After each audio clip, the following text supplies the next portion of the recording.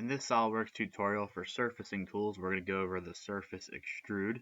As you can see here, for example, in this sports car, we're using it for the exhaust cutouts and details in the rear of this car.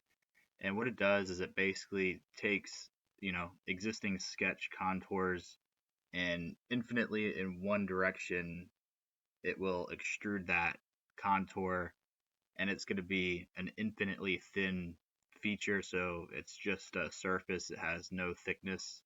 So we're going to pick some sketch contours and then pick a plane to choose the direction of where we want to perpendicularly extrude to.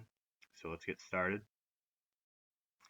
So in this example, we have these two sketch contours that make up this 3D sketch here.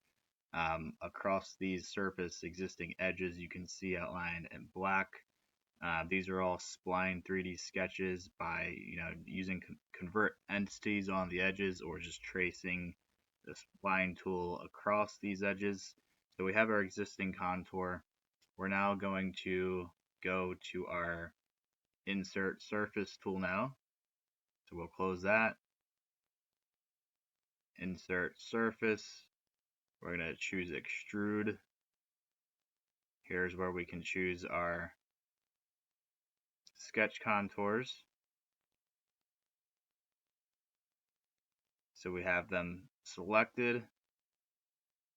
We're going to leave this to from sketch plane. And our first direction is where we're going to choose our plane that we want to extrude to in that perpendicular direction. So in this case, we zoom out.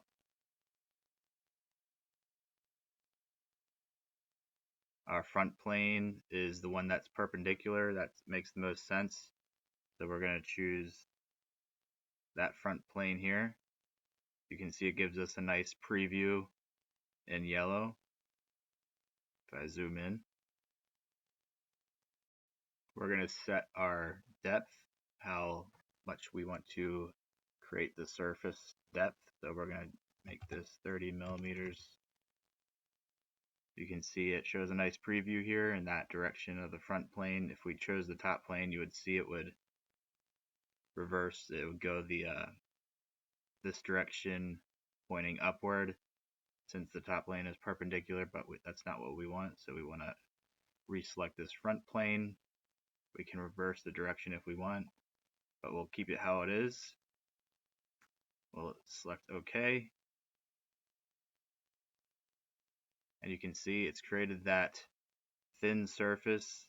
Again, it has no thickness, but just to add more detail to this complex shape for the exhaust cutout. That's it for this tutorial. Give this video a thumbs up and subscribe to the channel.